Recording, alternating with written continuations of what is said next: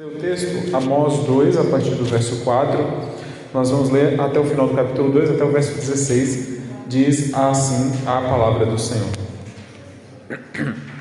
Assim diz o Senhor: por 3 transgressões de Judá e por 4 não sustarei o castigo, porque rejeitaram a lei do Senhor e não guardaram os seus estatutos, antes as suas próprias mentiras o enganaram, e após elas andaram seus pais.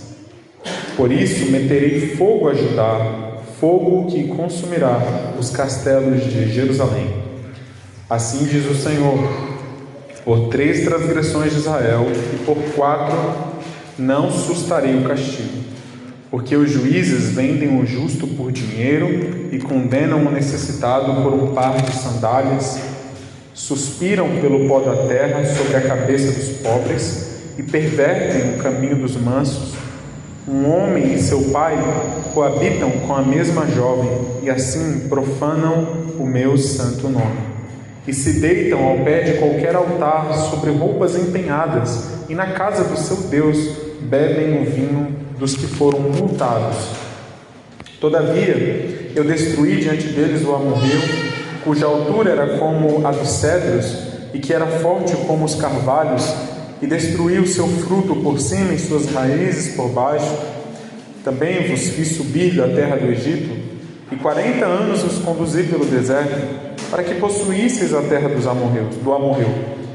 Dentre os vossos filhos suscitei profetas, e dentre os vossos jovens nazireus. Não é isto assim, filhos de Israel, diz o Senhor. Mas vós aos nazireus destes a beber vinho, e aos profetas ordenastes, dizendo: não profetizeis. Eis que farei oscilar a terra debaixo de vós, como oscila um carro carregado de feixes. De nada valerá a fuga ao ágil, o forte não usará a sua força, nem o valente salvará a sua vida. O que maneja o arco não resistirá, nem o ligeiro de pés se livrará, nem tampouco o que vai montado a cavalo salvará a sua vida. E o mais corajoso entre os valentes fugirá nu naquele dia, disse o Senhor. Amém. O livro de Amós, como nós já vimos na semana passada e continuaremos a ver, é um livro pesado.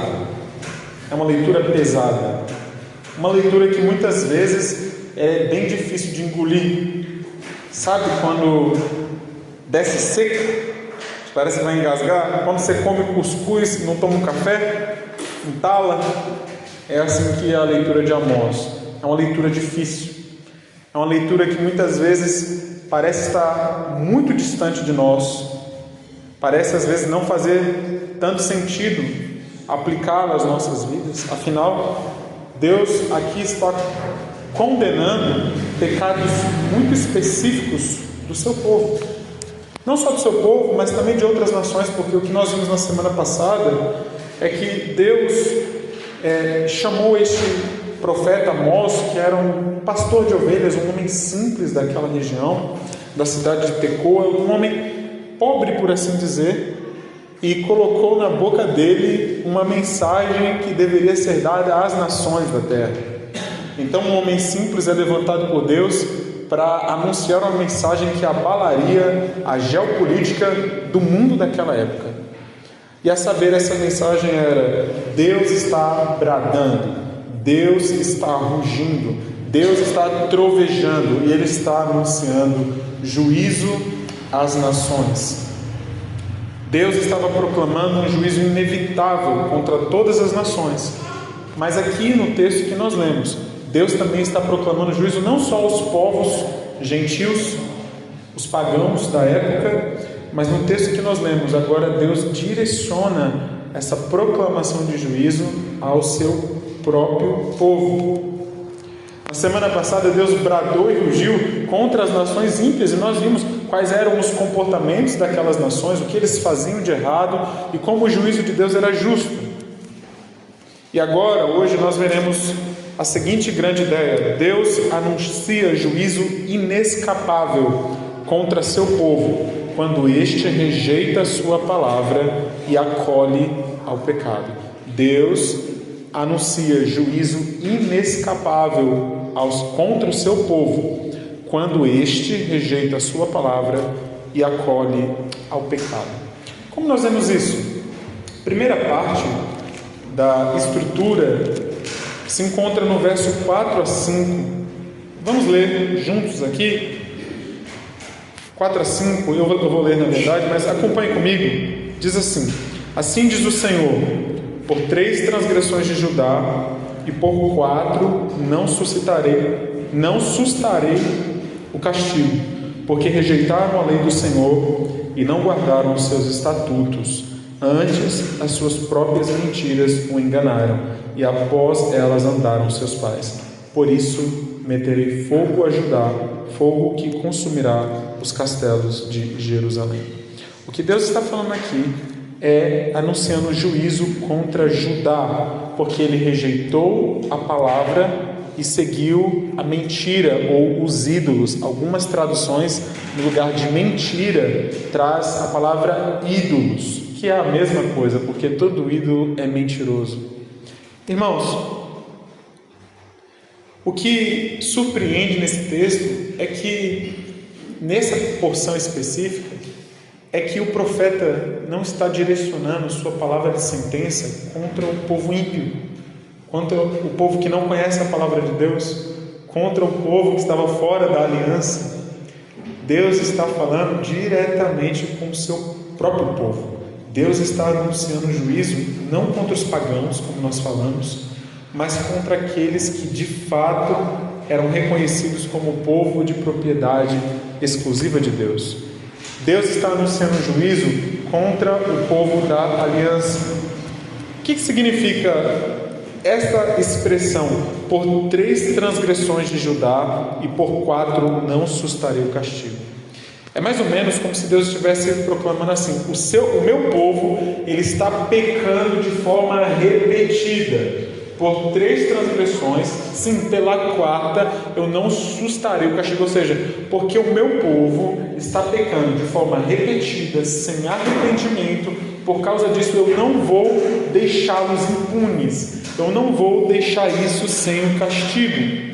E qual era o pecado de Judá, o povo de Deus? Irmãos, Judá era o povo da aliança, era o povo que recebeu as promessas de Deus. Precisamos lembrar a história de Israel. Deus tinha um povo unificado desde que ele tirou aquele povo da terra do Egito, mas depois que Salomão ascendeu ao trono e morreu, por causa dos seus pecados e dos pecados do seu descendente, esse povo se dividiu em 2, um reino do norte e um reino do sul. O reino do norte são as 10 tribos, que é Israel, e o reino do sul é Judá, que é a tribo de Judá e Benjamim.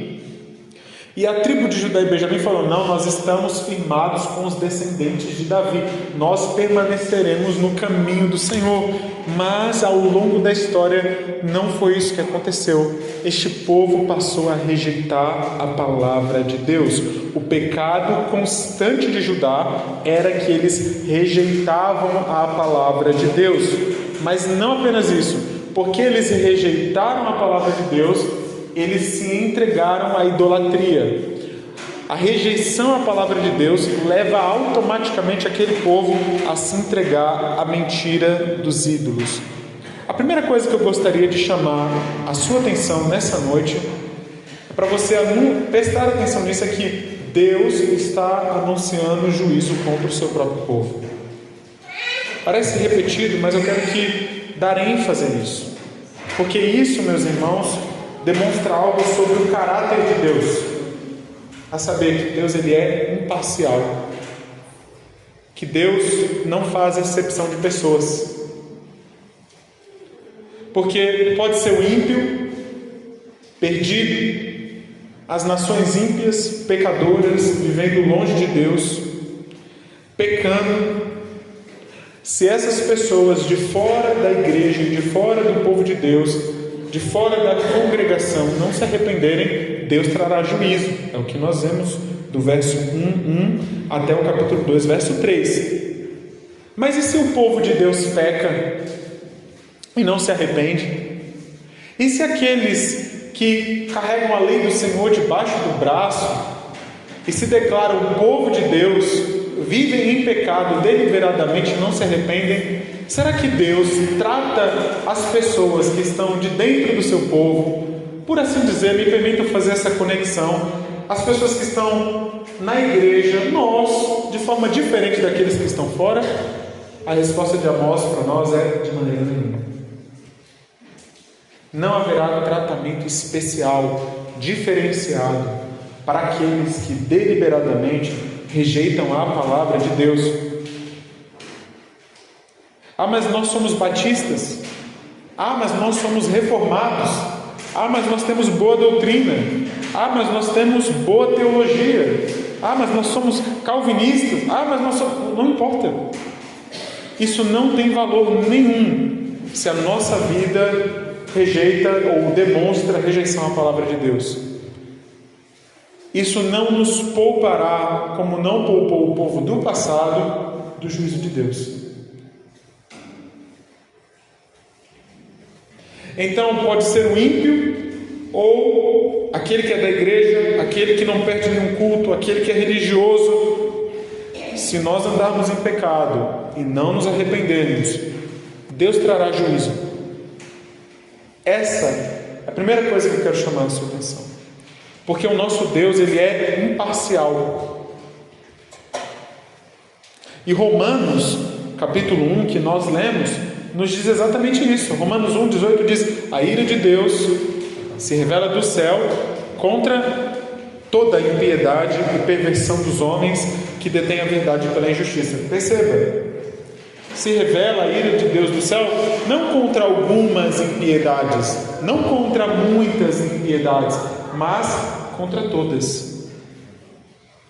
O mesmo apóstolo Paulo em Romanos, porque em Romanos, do capítulo 1 ao 3, Paulo está mostrando que não há diferença entre gentil e judeu, que todos estão debaixo do pecado e todos merecem a ira de Deus, o que ecoa a mensagem de Amós aqui. No capítulo 2, verso 9 a 11, ele diz o seguinte: tribulação e angústia virão sobre a alma de qualquer homem que faz o mal, ao judeu primeiro e também ao grego, ou seja ao povo de Deus, seja o gentil. Glória, porém, honra e paz a todo aquele que pratica o bem, ao judeu primeiro e também ao grego, porque para com Deus não há acepção de pessoas. Mas eu vou à igreja, mas eu ainda faço coisa errada, mas eu vou à igreja. Deus vai me condenar se você não se arrepender? Vai. Se nós vivermos os nossos pecados, irmãos, e não nos arrependermos, essa mensagem é a mensagem dura de engolir. Esse é o cuscuz seco, sem café, sem leite.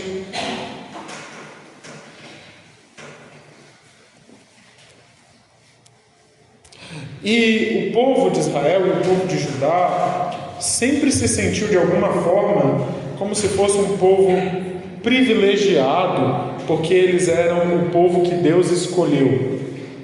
Em Miqueias 3:11 nos é dito que o povo, eles viviam pecando, estava todo mundo pecando, o sacerdote, o profeta, o povo, todo mundo vivendo em pecado. Mas sabe o que eles diziam depois? O Senhor está no nosso meio, não nos sobrevirá nenhum mal. Ou seja, vamos viver da forma que nós quisermos, porque não importa, nós é que somos o povo de Deus e não vai vir mal nenhum contra nós.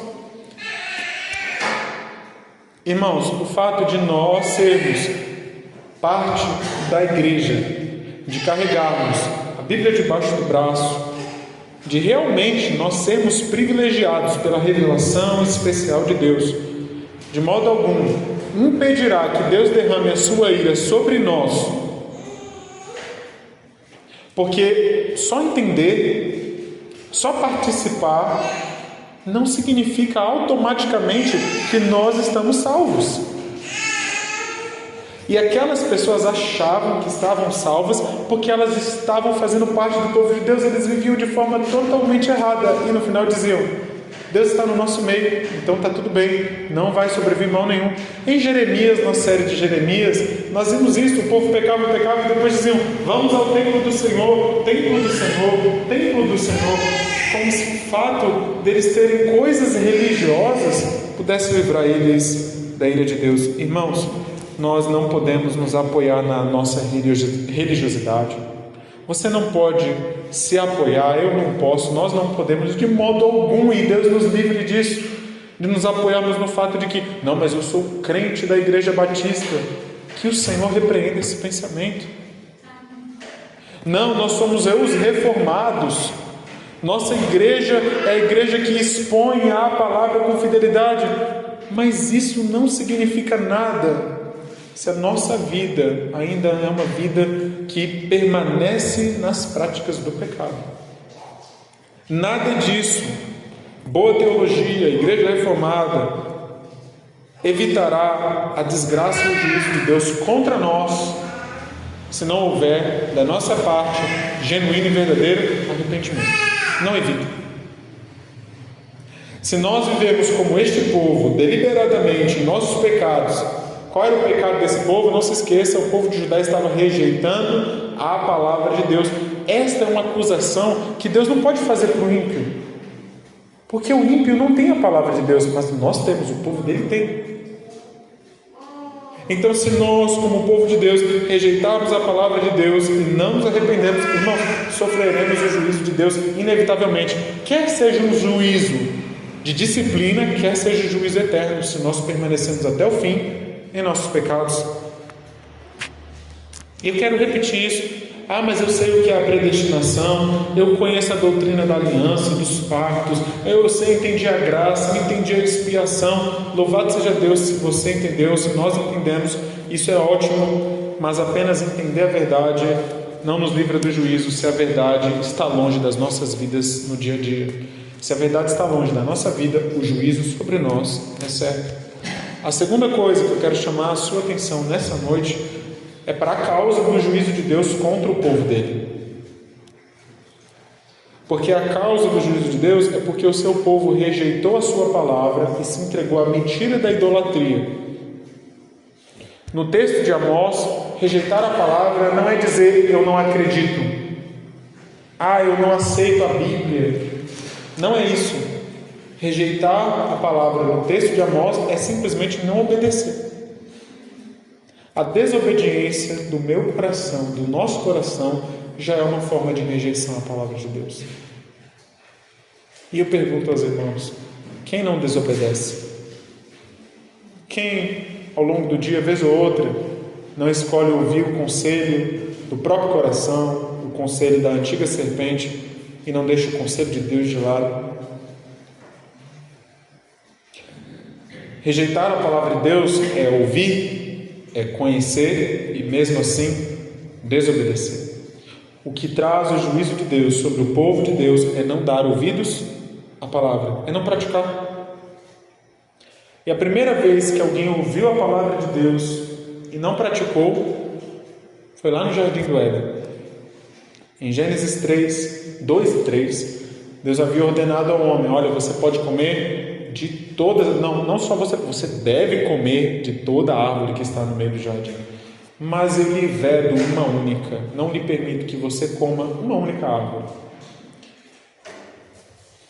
E aí vem uma serpente rastejando, como nós falamos hoje pela manhã, e pergunta a Deus, pergunta ao homem, à mulher na verdade: foi assim que Deus disse, de nenhuma árvore do jardim vocês podem comer?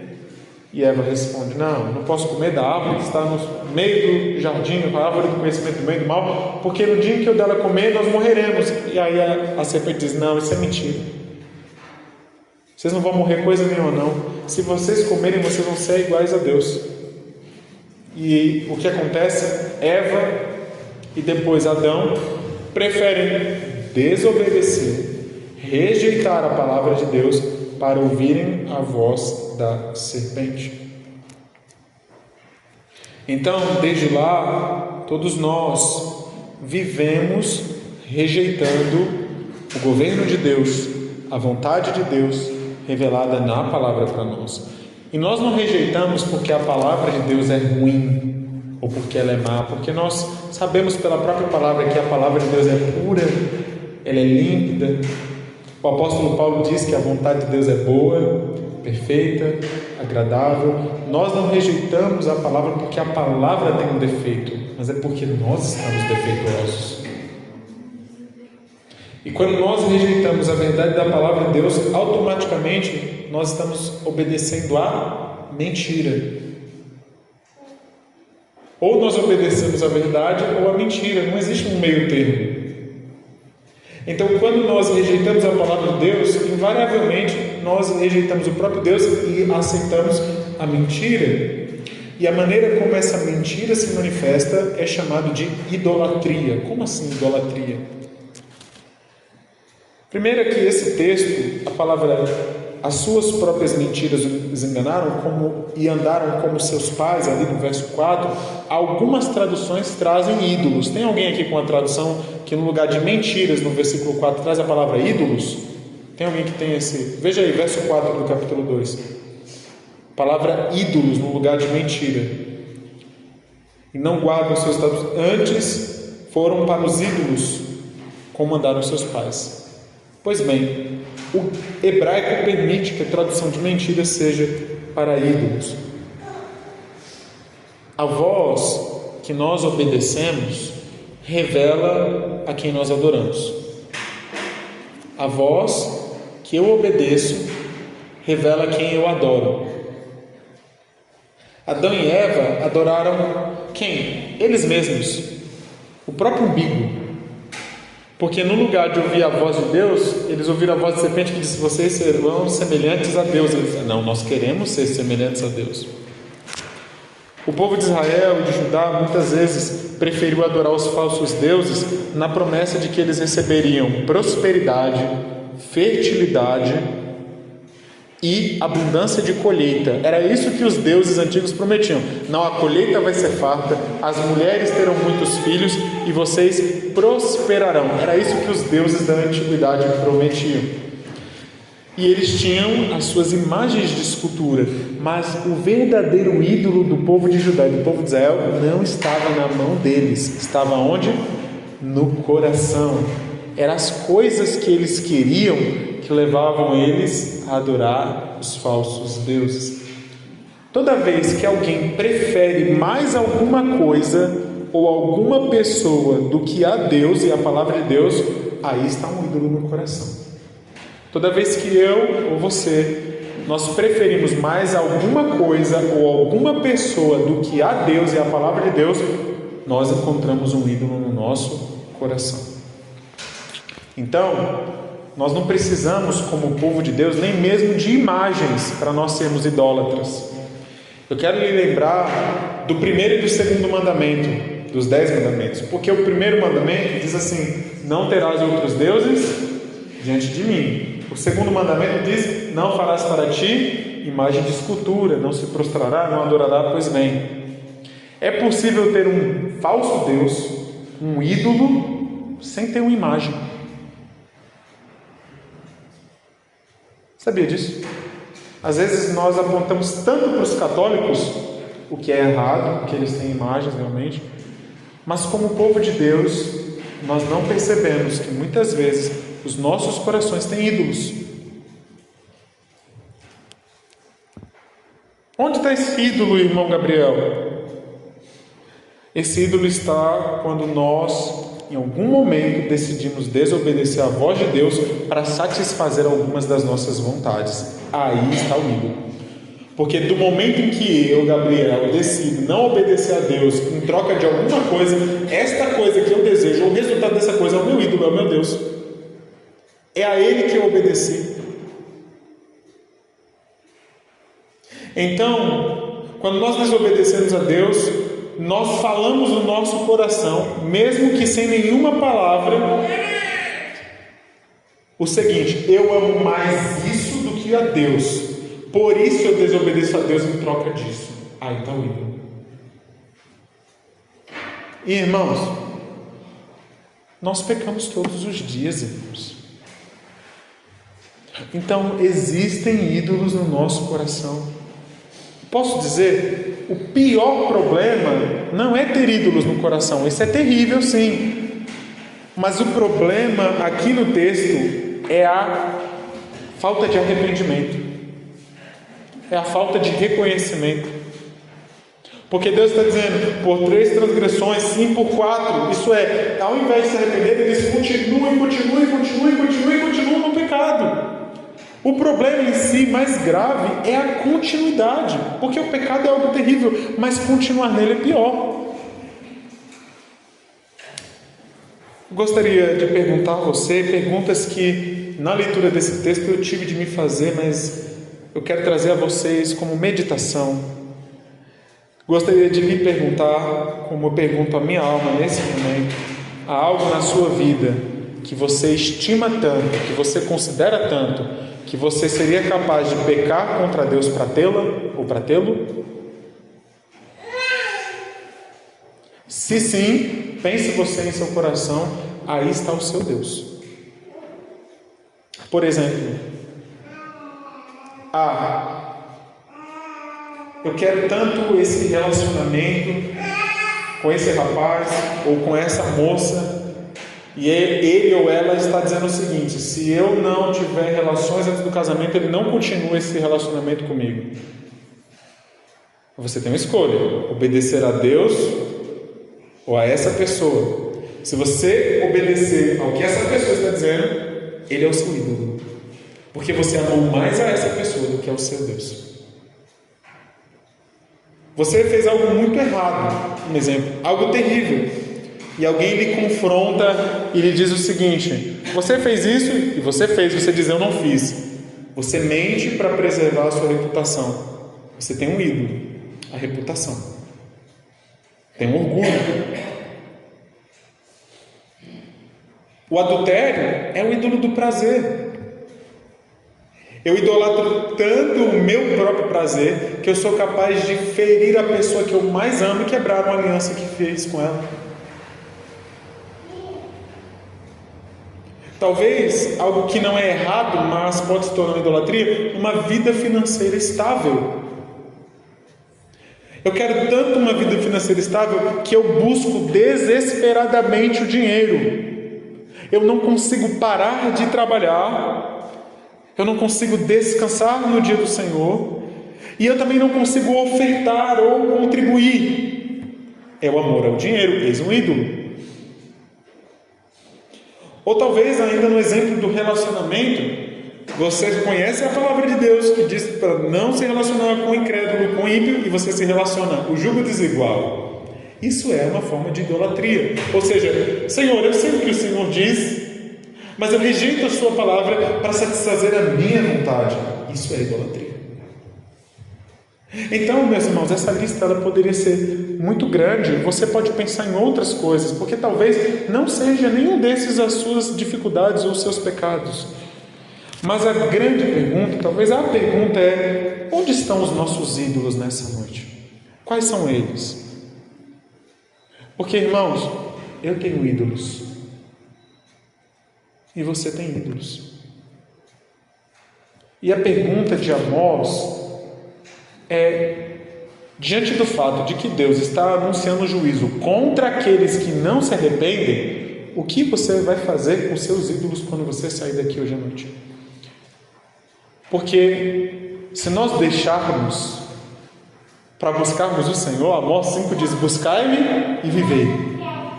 Mas se esses ídolos permanecerem e nós tolerarmos esses ídolos, o anúncio de Amós é que o juízo de Deus cairá sobre nós. Por isso a pergunta é: o que nós faremos com os nossos ídolos? Onde eles estão?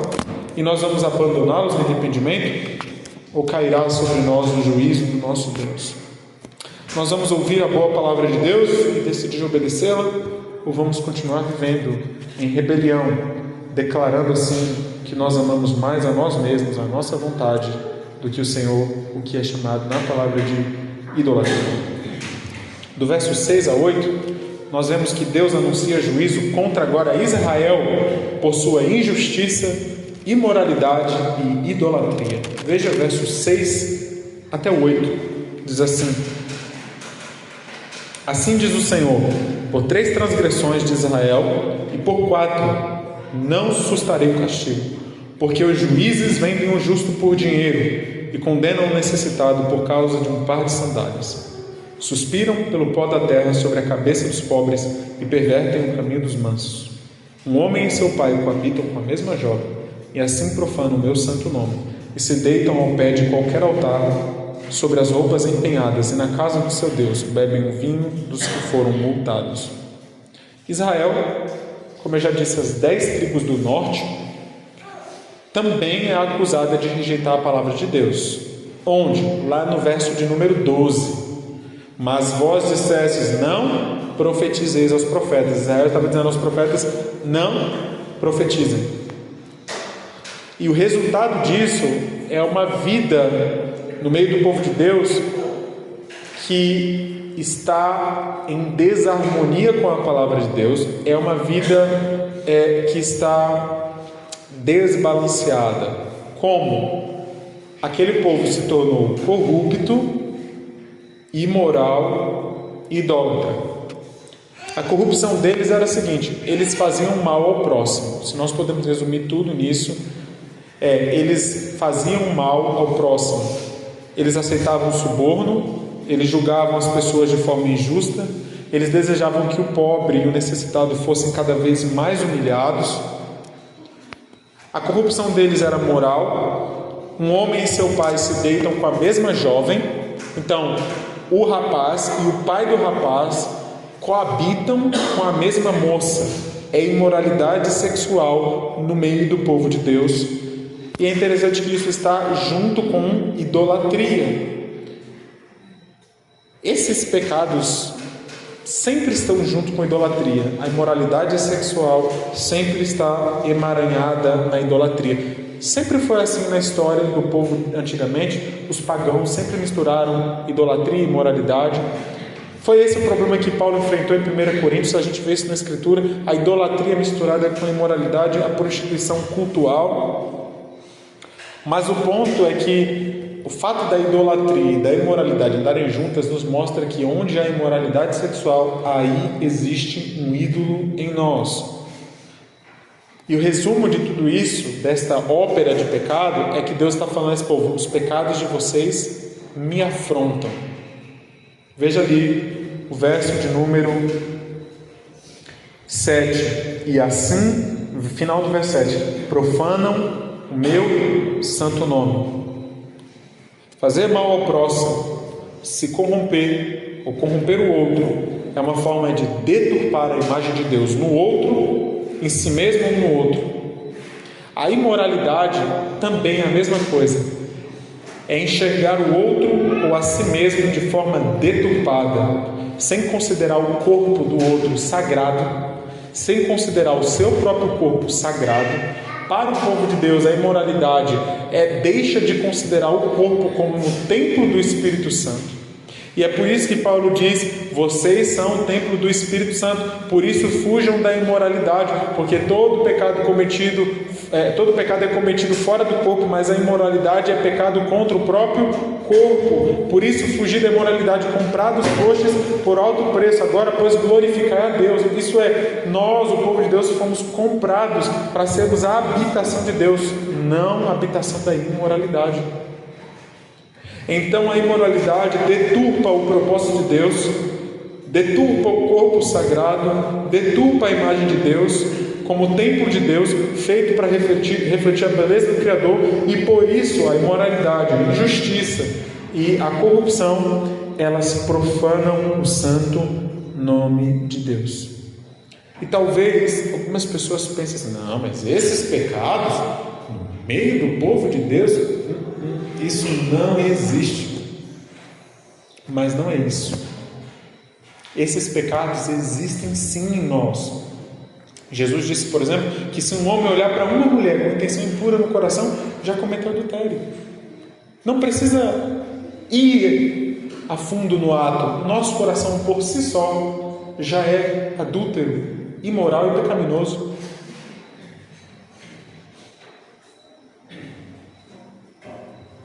Às vezes a gente não percebe a corrupção no nosso dia a dia, mas quando nós aceitamos um troco errado, nós estamos nos corrompendo. Em coisas pequenas. Irmãos amados, Esses pecados estão tão presentes naquele povo daquela época, como infelizmente ainda estão ou nas nossas práticas ou no nosso coração.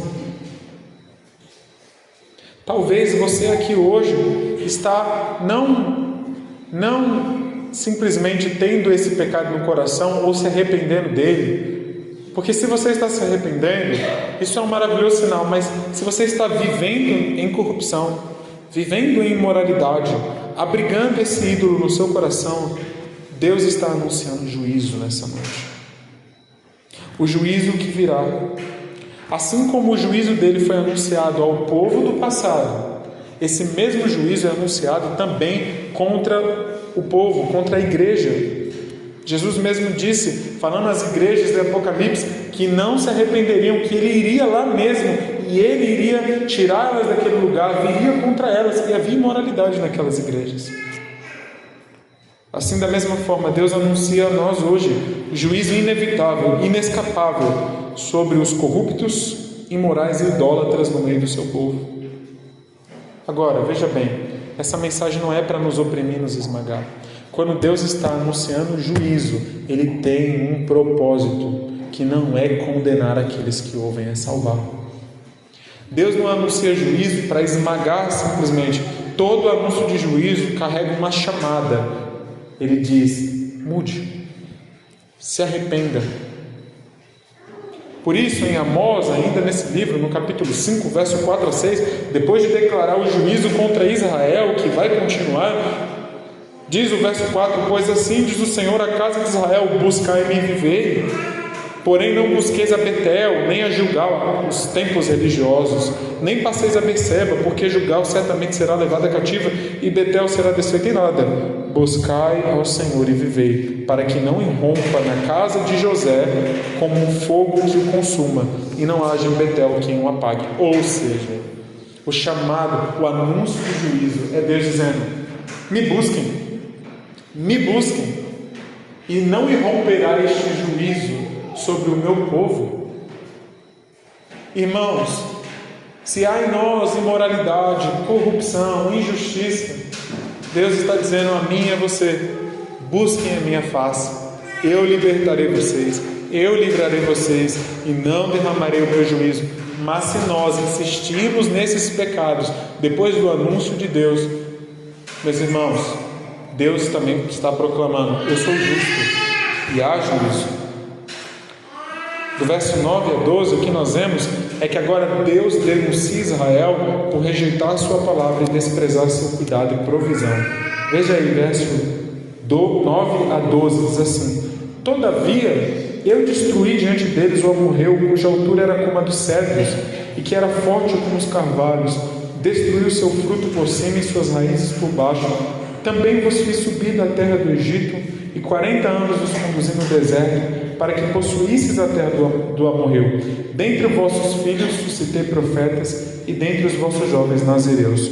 Não é isto assim, filhos de Israel, diz o Senhor. Mas vós aos nazireus destes a beber vinho, e aos profetas ordenastes, dizendo, não profetizeis. Aqui Deus está falando para o seu povo de Israel, como Ele foi cuidadoso e zeloso com aquele povo. Falando assim, olha, eu libertei vocês do Egito, diante de vocês eu destruí os amorreus, eu levantei no meio de vocês profetas, eu levantei no meio de vocês homens consagrados, mas vocês me rejeitaram, vocês rejeitaram a minha palavra e vocês ainda fizeram com que os homens consagrados se desviassem. Isso é uma denúncia. Deus está declarando para esse povo, não foi isso que eu fiz, não foi assim mesmo que eu procedi.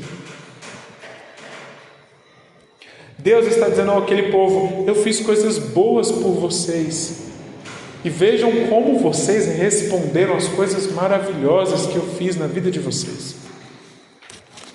Amados irmãos, um dos grandes pecados do povo de Deus no passado, e infelizmente meu e nosso, que nós nos esquecemos das coisas boas que Deus já fez por nós nas nossas vidas. Nós nos esquecemos do que Deus fez por nós no passado. Se nós nos lembrássemos mais, o pecado seria mais feio os ídolos seriam mais rejeitados e a vontade de Deus seria cumprida com mais prazer nas nossas vidas. O povo de Deus no passado, vocês sabem que parecia que aquele povo tinha memória curta. E a gente fala isso, né? Aquele povo lá de Israel, como é que pode? Deus acabou de libertar eles, tirar do Egito. Daí eles estão pegando. Nós fazemos a mesma coisa. A gente é abençoado todos os dias com café da manhã, ar para respirar, água gelada para beber. Mas em seguida a gente pega essas coisas que Deus fez e até mesmo usa elas para pecar contra Deus. Ou não? Então aquele povo no passado, Deus libertou, eles viram os feitos tremendos de Deus, viram as coisas grandiosas de Deus. E o que eles fazem depois? Eles rejeitam, eles duvidam. E Deus está dizendo: eu estou denunciando vocês, filhos de Israel, porque eu fiz coisas boas por vocês e vocês ainda me tratam dessa forma. Será que nós não temos feito isso, irmãos? Nós temos, eu tenho como desprezado o que Deus fez na minha vida no passado, muitas vezes, tantas vezes. Será que diante da bondade de Deus por nós, a nossa resposta não tem sido dureza de coração, falta de arrependimento? Porque Paulo diz a mesma coisa em Romanos 2. Parece que Romanos 2 e Amós 2 estão falando do mesmo assunto. Em Romanos 2, 4, Paulo faz uma pergunta para os judeus e gentios: ou desprezas a riqueza da sua bondade, tolerância e longanimidade, ignorando que a bondade de Deus é que te conduz ao arrependimento? Mas, segundo a tua dureza e coração impenitente, acumulas contra ti mesmo ira para o dia da ira e da revelação do justo juízo de Deus. O que é que Paulo está dizendo em outras palavras? Em Romanos, a sentença de Paulo poderia ser dita dessa forma: Deus está manifestando bondade todos os dias, alimento, comida, alegria, coisas boas na vida de vocês, para levá-los ao arrependimento. Paulo está falando aos romanos: mas ao invés de vocês, romanos, judeus, se arrependerem, gentios e judeus, tanto mais vocês, à medida que Deus vai manifestando mais bondade, ao invés de arrependimento, vocês vão endurecendo ainda mais o coração de vocês.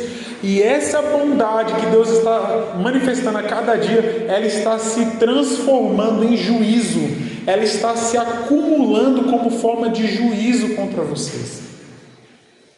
Então a bondade que Deus manifesta todos os dias para as nossas vidas, se a nossa resposta não for arrependimento, essa bondade vai se transformando em juízo contra nós, porque o propósito dela é nos levar ao arrependimento. Se eu não me arrependo, então essa bondade se transforma em juízo, e esse juízo se acumula, porque ele diz: mas segundo a tua dureza e coração impenitente, acumulas, ou seja, vai juntando, entesourando contra ti mesmo ira para o dia da ira e do justo juízo de Deus.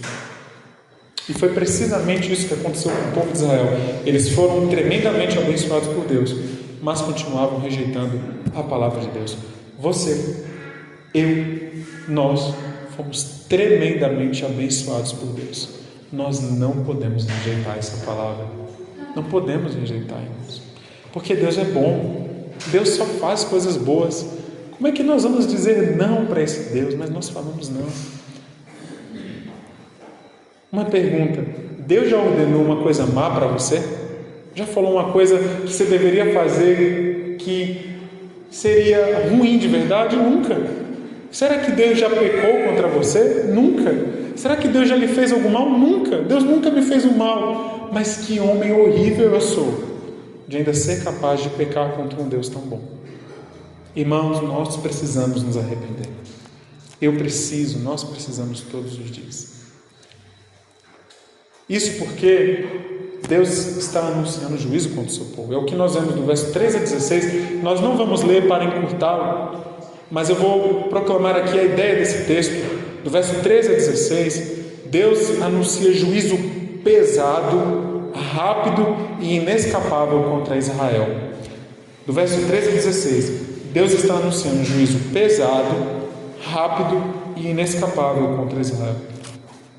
O juízo ele é pesado porque o texto do verso 13 diz que Deus fará oscilar a terra debaixo daquele povo como oscila um carro carregado de feixes. O que é isso?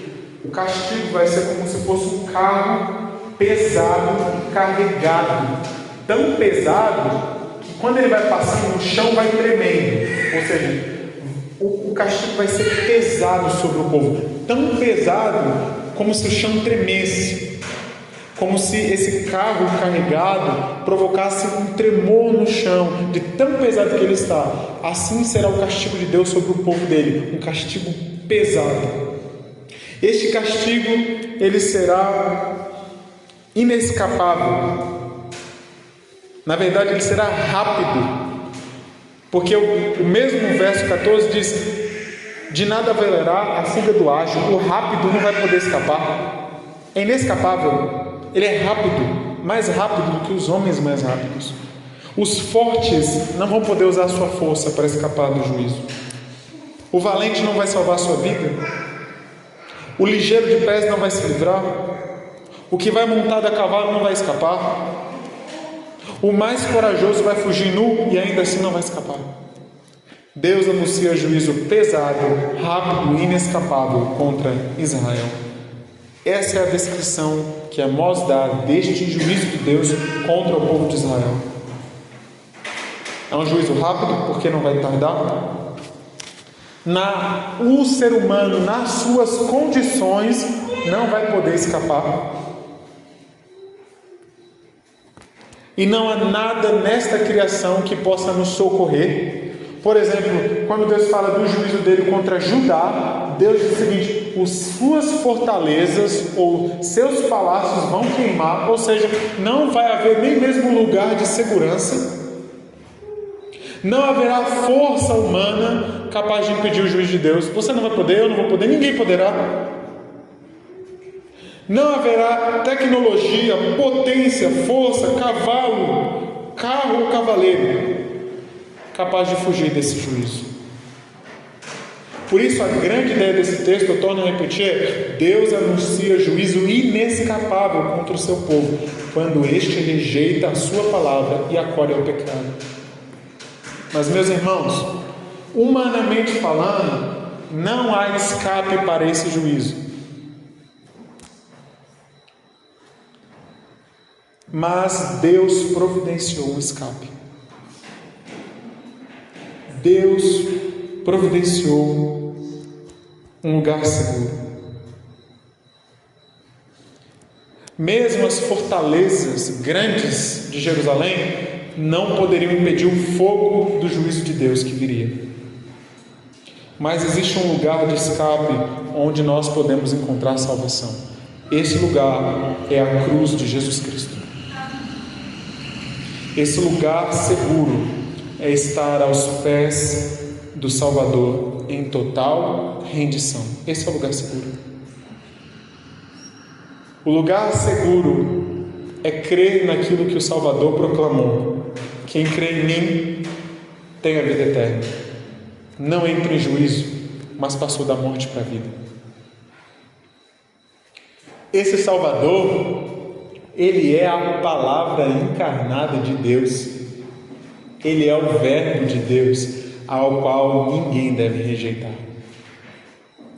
Não há salvação se nós ou qualquer pessoa rejeitar essa palavra encarnada, esse homem chamado Jesus Cristo, porque só há escape nele. Ele é a palavra final de Deus para nós, e não existe nenhum outro lugar seguro. O lugar seguro é Ele. O lugar seguro é estar nele. O lugar seguro não é estar nas suas próprias obras, não é estar nem mesmo na sua própria santidade. E eu sei que essa mensagem, como eu disse no começo, é difícil de engolir, mas ela revela quem nós somos, para que nós possamos abrir mão de toda a autoconfiança, para confiarmos só nele, só nele. Em Hebreus, no capítulo 2, verso 1 a 3, O autor está falando com uma igreja que estava pensando em se desviar desta palavra, assim como o povo de Israel no passado se desviou. Ele estava pensando em se desviar da palavra encarnada. Olha bem o que o autor de Hebreus diz. Por esta razão, importa que nos apeguemos com mais firmeza às verdades ouvidas, para que delas jamais nos desviemos. Repare nisso. Se, pois, se tornou firme a palavra falada por meio de anjos, e toda transgressão ou desobediência recebeu justo castigo, como escaparemos nós, se negligenciarmos tão grande salvação, o qual, tendo sido anunciado inicialmente pelo Senhor, foi-nos depois confirmado pelos que ouviram. O autor de Hebreus está falando assim: no passado, na lei, Deus proclamou também algo. E quem rejeitou a lei foi condenado. Mas a lei foi entregue por meio de anjos. Mas esta palavra que veio agora, veio por meio do próprio Filho de Deus, do próprio Deus encarnado. Se aquele povo, o povo para quem Amós anunciou, não ficou sem castigo quando rejeitaram a palavra de Deus, se alguém hoje rejeitar o próprio Deus encarnado, a sua palavra encarnada, o castigo será muito pior. Como escaparemos nós?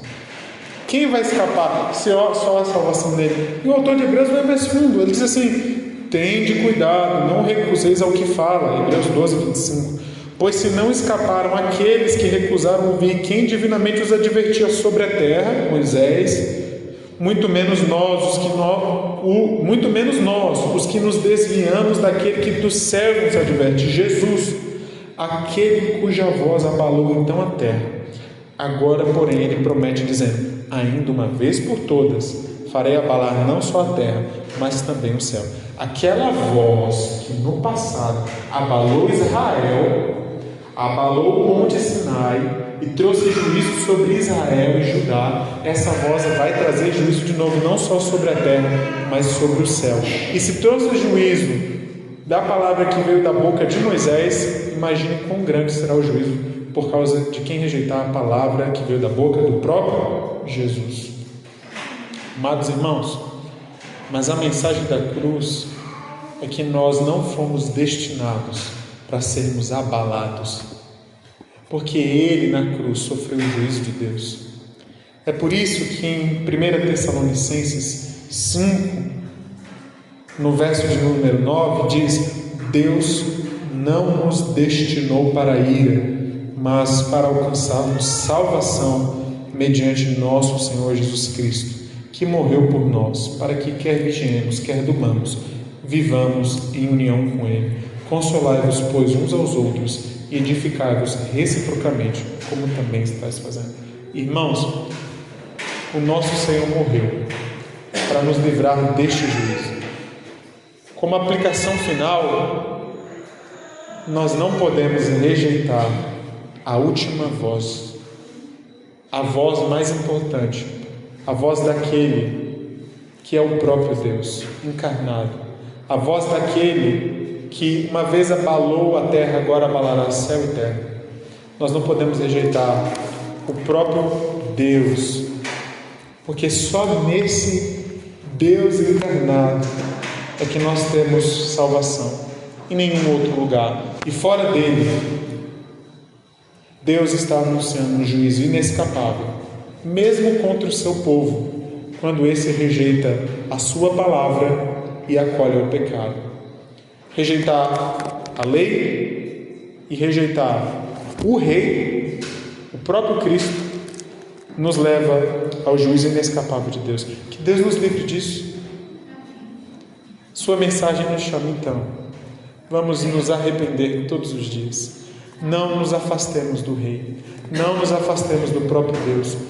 Porque o juízo é inescapável contra aqueles que rejeitam a palavra e acolhem no lugar da palavra ao pecado. Que Deus nos abençoe, meus irmãos, em Cristo Jesus. Amém. Oremos ao Senhor.